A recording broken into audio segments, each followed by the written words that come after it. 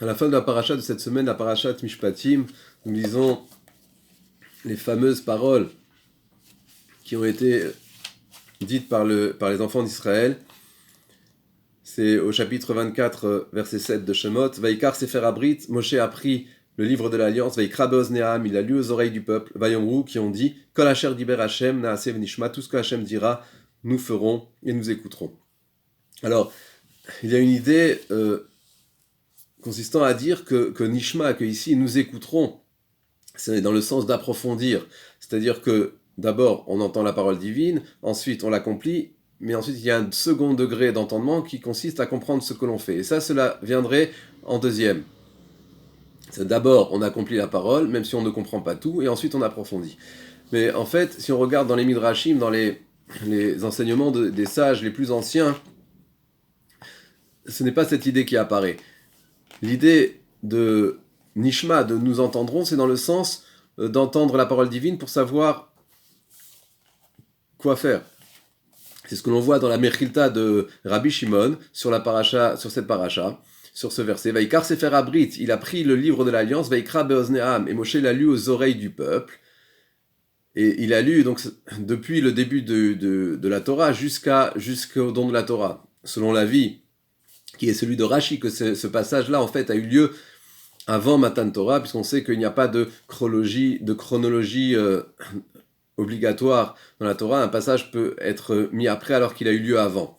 Donc Moshe a lu la Torah jusqu'au don de la Torah. Et là, les Bnei Israël ont dit que la chair d'Iber Hashem n'a assez. D'abord, ils ont dit nous ferons. Comme on voit aux quelques versets au préalable, c'est le verset 3.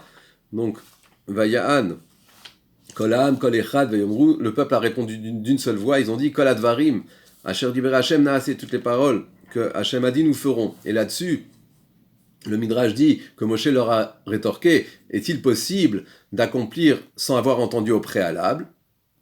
C'est Shmiya Mevia Lida Asiya, c'est le fait d'entendre qui emmène, on doit d'abord entendre, écouter, pour savoir ce qu'il faut faire. Alors ils sont revenus et ils ont dit Kol Asher Diber Hashem Naaseh Venishma.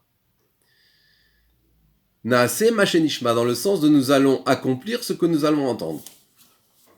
Et même lorsque l'Agmara rapporte cette agada connue dans Shabbat Daf Pechet, il y a Tzabat Kol, il y a une voix céleste qui est sortie au moment du don de la Torah et qui a dit Migila Lebanai Razeh Shemalacha Asharet Mishtam Shimbo, qui a dévoilé à mes enfants ce secret de ce langage dont se servent les anges célestes, dont il est dit à leur propos dans le livre de Teilim, psaume 103, Bacho Hashem Malachav Gibre Koach Choset Varo, bénissez Hashem, ses anges, ses héros qui accomplissent sa parole, Lishmoa Bekol Varo, pour écouter la voix de sa parole.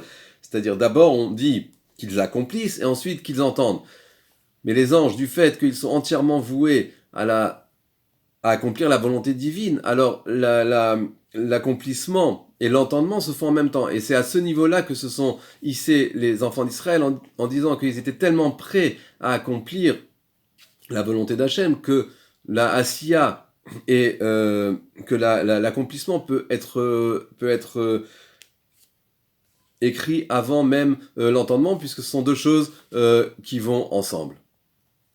Donc le sens simple, si on peut dire, de Naaseh Venishma, c'est nous allons accomplir ce que nous allons entendre dans le sens de l'étude pour savoir ce qu'il faut faire. Et c'est ce que dit le Midrash par ailleurs dans Bamidbar Rabbah sur la paracha de Nasso. Ulfisha Torah melamedet et Adam ketzad ya'atzer tzonamakom lefichar sra Talmud gadol. C'est parce que l'étude nous apprend comment accomplir les mitzvot que le salaire de l'étude est si grand.